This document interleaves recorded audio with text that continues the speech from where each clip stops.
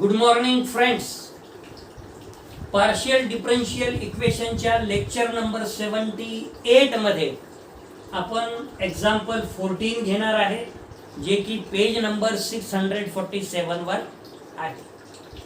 काय आहे एक्झाम्पल?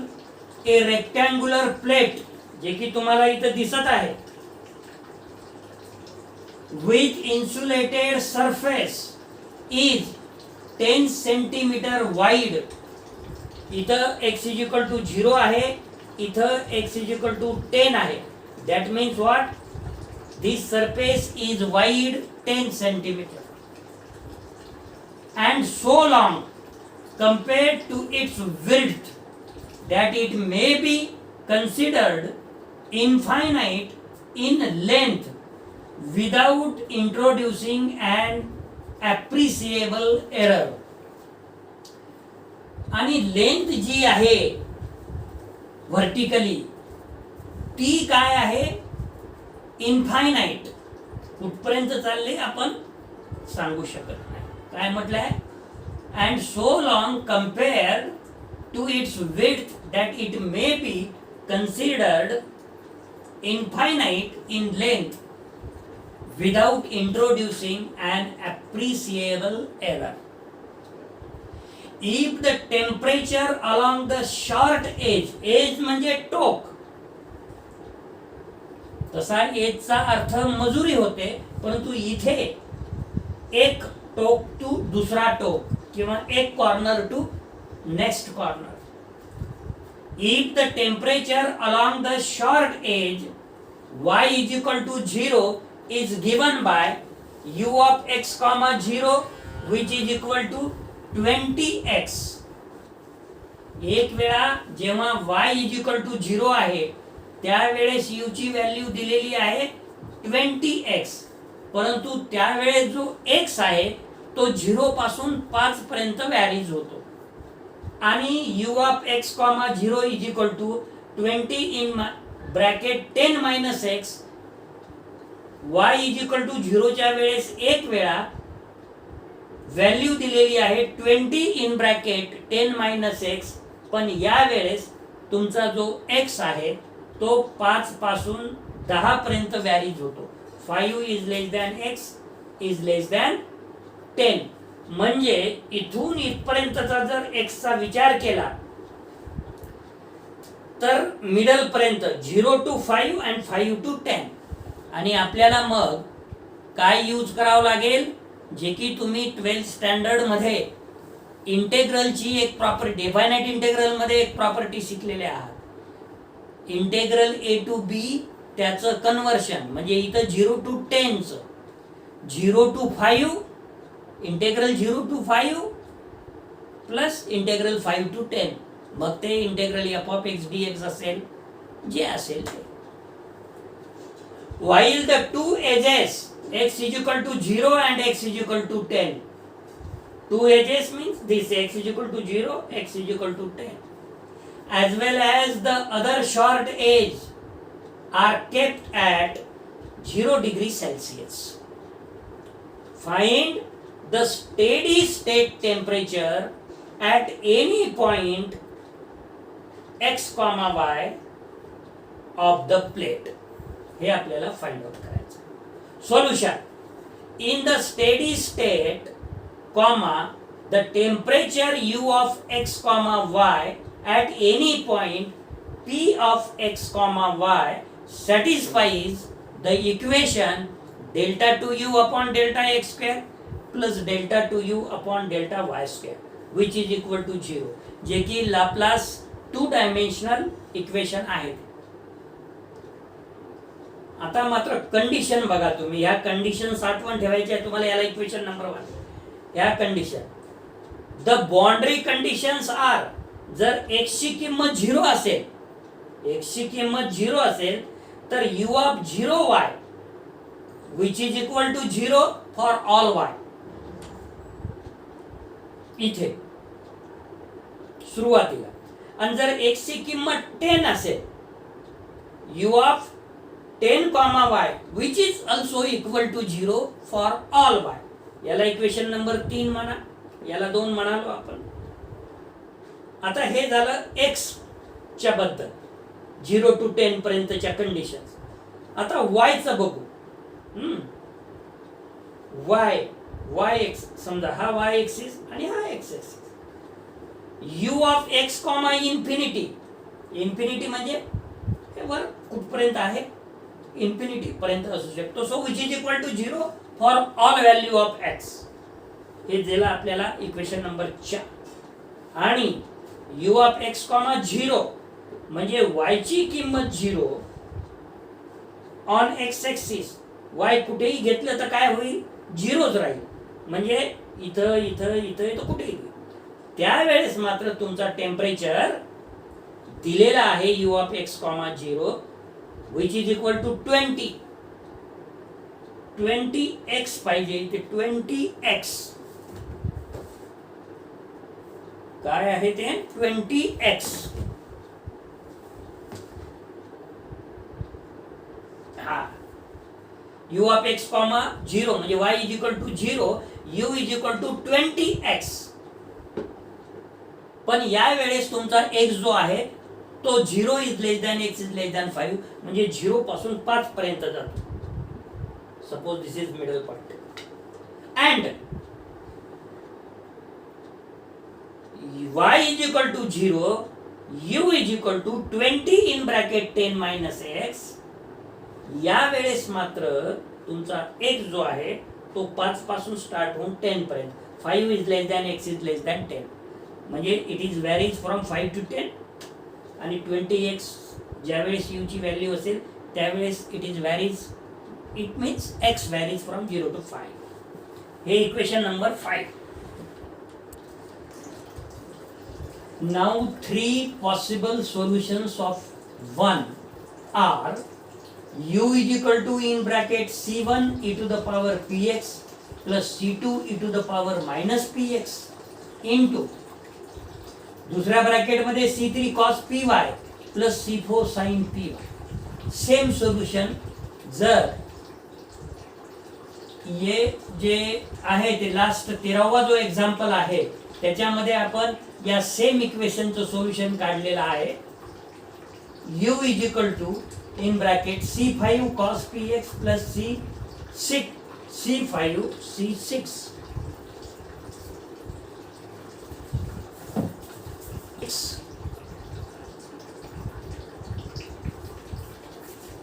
काय काढलेलं आहे solution, c5 cos px plus c6 sin px. दुसऱ्या ब्रॅकेट मध्ये c7 e to the power py plus c8 e to the power minus py. या 6 आणि 7 मध्ये फरक काय आहे मग, हाही सोल्युशन आहे म्हणत आहे, फक्त व्हेरिएबलचा बदल केला. बघा इथं y आहे, इथं x आहे, इथं x आहे, इथे y आहे आणि कॉन्स्टंटचा तर काही फरक पडत नाही. कॉन्स्टंट आपण काही घेऊ शकतो.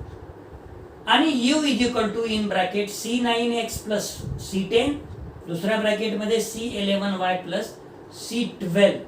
हे जे इक्वेशन नंबर 6, 7, 8 आहे हे पॉसिबिलिटीज आहे की त्याचे सोल्युशन असे असू शकतात. पण आपल्याला कन्फर्म माहित आहे की एक्झाम्पल 13 मध्ये या इक्वेशनचं solution delta 2u upon delta x square plus delta 2u upon delta y square काय आहे, तर जे 7वा नंबरचं सोल्युशन आहे हे आहे.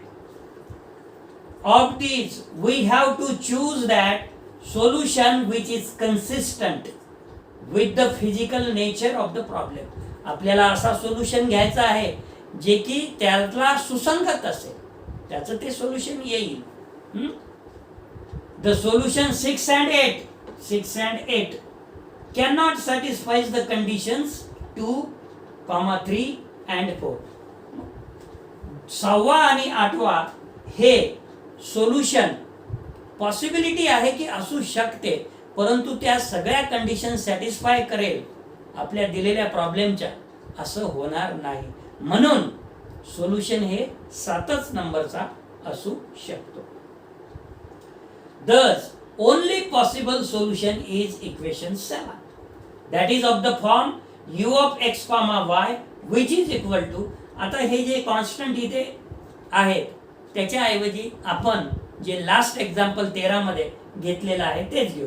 C1 cos px plus C2 sin px एका ब्रॅकेटमध्ये, दुसऱ्या ब्रॅकेटमध्ये C3 e to the power py plus C4 e to the power minus py आणि याला इक्वेशन नंबर 9 म्हणू. आणि हाच सोल्युशन या इक्वेशन साठी राहील आणि दिलेल्या ज्या कंडिशन्स असेल, नेचर असेल, प्रॉब्लेमशी सुसंगत असेल, ते सगळे सॅटिस्फाय करते. मग आपण एक एक कंडिशन बघू आता. बाय 2 इक्वेशन नंबर दिलेला आहे, त्यावेळेस x जर इक्वल टू 0 असेल तर u 0 आहे, म्हणून u of 0 comma y which is equal to 0 which is equal to cos 0 म्हणजे 1 म्हणून C1 sin 0 म्हणजे 0 गेलं ते. आणि दुसऱ्या ब्रॅकेटमध्ये C3 e to the power py plus C4 e to the power minus py for all values of y and this equation implies C1 is equal to 0. मग C1 is equal to 0 जर तुम्ही 9 मध्ये ठेवलं तर hence equation 9 reduces to u of x comma y which is equal to C2 sin px दुसऱ्या bracket मध्ये C3 e to the power py plus C4 e to the power minus py हा आपल्याला equation number 10. आता दुसरी condition bye 3 equation काय आहे, जर x ची किंमत 10 असेल, म्हणजे आपण जी डायग्राम काढलेली आहे त्या याच्यामध्ये x कुठून कुठपर्यंत व्हॅरीज होत आहे, 0 to 10 पर्यंत. तर x ची किंमत 10, u of 10 comma y which is equal to 0, कारण की त्यावेळेस u इज इक्वल टू 0 आहे, which is equal to C2 sin 10p in bracket C3 e to the power py plus C4 e to the power minus py. परंतु this implies C2 is not equal to 0. Why it is not equal to 0? Because sin 10p which is equal to 0. Hence sin 10p is equal to 0 which is equal to sin n pi. This implies 10p is equal to n pi. This implies p is equal to n pi upon 10. Also to satisfy the condition 4. काय आहे 4 condition, u is equal to 0 as y tends to infinity. y जर infinity कडे जात असेल तर u काय राहील, temperature 0 आणि त्यावेळेस implies C3 is equal to 0. म्हणजे इथं काय होईल, e to the power infinity 1 upon e to the power infinity 1 upon infinity म्हणजे 0, C3 0 होऊ शकते. This implies C3 is equal to 0. आणि hence the equation 10 takes the form u of x comma y which is equal to C2 C4 C3 0 sin px into e to the power minus py. परंतु C2 C4 या दोन constant साठी single constant घेऊ आपण bn. So which is equal to bn sin px into e to the power minus py where bn is equal to C2 C4. आणि म्हणून the most general solution that satisfies condition 2, 3 and 4 is of the form u of x comma y which is equal to summation घ्यायचं n is equal to 1 to infinity bn sin px into e to the power minus py. आता एक शेवटची condition राहिली y is equal to 0, तर तुमचं u of x comma 0 which is equal to काय येईल, summation n is equal to 1 to infinity b ला suffix n sin px e raised to 0 is 1 आणि comma p is equal to n pi upon 10 तर आहेच. Putting y is equal to 0 comma u of x comma 0, that means y is equal to 0 which is equal to summation n is equal to 1 to infinity bn sin px. p तर तुम्हाला माहितच आहे n pi by 10.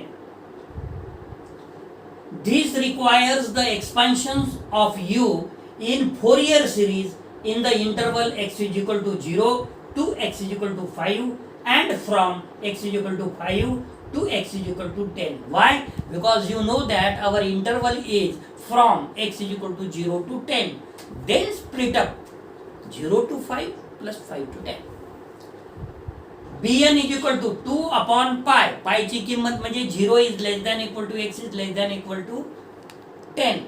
म्हणजे 10 जो आहे तो आपला इथं 2/π म्हणजे पायची किंमत इथे आपल्या एक्झाम्पल मध्ये 10 आहे.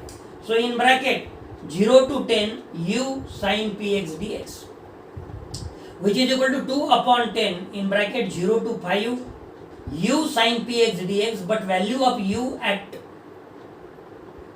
0 to 5 interval it is 20x into sin px dx plus integral 5 to 10 u sin px dx.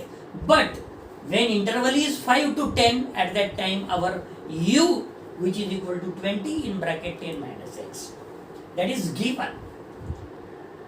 So here 20 taken out common, 20 into 2 40, 40 divided by 10 is 4 in bracket 0 to 5 x sin px dx plus integral 5 to 10 in bracket 10 minus x into sin px dx. Now we know that such types of integral can be solved with the help of integrating by parts. So 4 in bracket first function x, integration of sin px is minus cos px upon p minus integration derivative of x is 1 into integration of sin px is minus cos px upon p into dx, limit from 0 to 5, that is first integral, plus second integral च इथे मात्र u ची किंमत 10 minus x आहे. So in bracket 10 minus x म्हणजे first function into integration of sine px is minus cos px upon p minus integral derivative of 10 minus x is minus 1 into integration of sin px is minus cos px upon p dx, bracket complete. But here our interval is 5 to 10, close the bracket. So which is equal to 4 in bracket minus x cos px upon p minus minus plus cos px चं integration sin px upon p आणि हा p म्हणजे sin px upon p चा वर्ग, bracket complete, limits from 0 to 5, minus minus minus कुठपर्यंत आलो, अब 0 to 5 इथपर्यंत आलो. आता इथे bracket complete, this minus minus in bracket 10 minus x into sin px upon p minus minus minus 3 times minus, that's y minus आणि cos px integration sin px upon p, पहिलेचा p म्हणजे minus sin px upon p चा वर्ग, limits from 5 to 10. First bracket is limit from 0 to 5, other bracket is limits from 5 to 10. So which is equal to 4 in bracket, substitute upper limit 5 instead of x, minus 5 cos p 5p upon p plus sin 5p upon p square. But when substitute lower limit x is equal to 0, 0 multiply anything is 0, sin 0 is 0. That's why complete the first bracket plus now second bracket, limit from 5 to 10, substitute x is equal to 10. So 10 minus 10 0, 0 multiply anything is 0, that's why this term is 0, minus sin 10p upon p square. Lower limit 5 ठेवत असताना minus minus plus होऊन जाईल इथे, 10 minus 5 म्हणजे 5 cos 5p upon p आणि minus minus plus sin 5p upon p square. So which is equal to 4 in bracket minus 5 cos 5p upon p आणि plus 5 cos 5p upon p will be cancelled. Sin 5p upon p square, sin 5p upon p square is 2 times sin 5p upon p square minus sin 10p upon p square, which is equal to 4 in bracket, but we know that value of p is n pi upon 10. So 2 sin 5 into n pi by 10 minus sin 10 into n pi by 10. दोन्ही टर्मला denominator जो आहे तो सारखाच असल्यामुळे आपल्याला काय करता येईल, डिनॉमिनेटरला एलसीएम पी स्क्वेअर काढता येईल आणि न्यूमरेटरची ऍडिशन करता येईल. So whole divided by P स्क्वेअरच्या जागी N square pi square divided by 100. Because p is n pi by 10. मग आता इथं जर 5 सोबत याला कॅन्सल केलं तर n पाय बाय 2 राहते, म्हणजे 2 टाइम्स n साइन, तो 2 राहील इथे, sine n pi by 2 minus 10 will be cancel, sine n pi is 0, that second term is 0. मग काय केलं आता, हे जे डिनॉमिनेटरला n square pi square, whole denominator n square pi square upon 100 आहे ना, याला क्रॉस मल्टिप्लिकेशन करून 100 divided by n square upon pi square केलं, म्हणजे 4 इंटू 100 किती झाले, 400. 400 इंटू 2 किती झाले, 800. So which is equal to 800 divided by n square pi square into sine n pi by 2. आता जर n ची किंमत इवन ठेवली तर इथं काय होईल, 2/2 पाय येईल, साइन पाय. 4 ठेवली, साइन 2 पाय, साइन 4 पाय, साइन 6 पाय, हे सगळे काय होईल, 0 होतील. त्यामुळे 0 मल्टिप्लाय एनिथिंग इज 0. म्हणजे if n is even, our result value of bn which is equal to 0. What about if n is odd? n is ऑडच्या वेळेस मात्र plus minus 800 upon n square pi square if n is odd, किंवा bn is equal to -1/n+1 into 800 divided by n च्या जागी मात्र आता odd असल्यामुळे 2n-1 चा वर्ग इंटू पायचा वर्ग.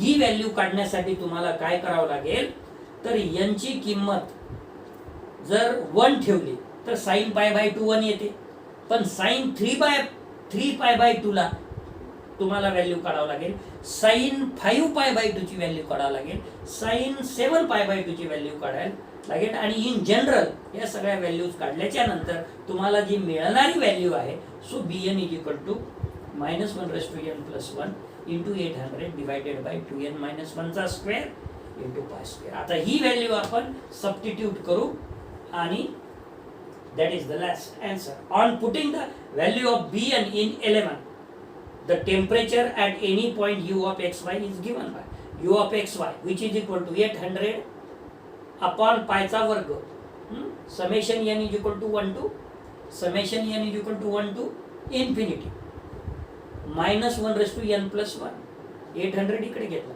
2n-1 चा वर्ग इंटू, हा तुमचा 11 इक्वेशन आहे. साइन याच्या आधी 11 इक्वेशन होतं, sine 2n-1 pi upon 10x into e to the power minus in bracket 2n-1 bracket complete pi upon 10y. हे झालं आपलं आन्सर. मित्रहो, अशा पद्धतीनं आपला हा प्रॉब्लेम जो आहे, लेंथ याची मोठी आहे, परंतु सिस्टमॅटिक केल्यामुळे आणि हळूहळू केल्यामुळे तुम्हाला समजायला काही कठीण गेलं नसेल. आज आपण या लेक्चरसाठी इथेच थांबणार आहोत. धन्यवाद.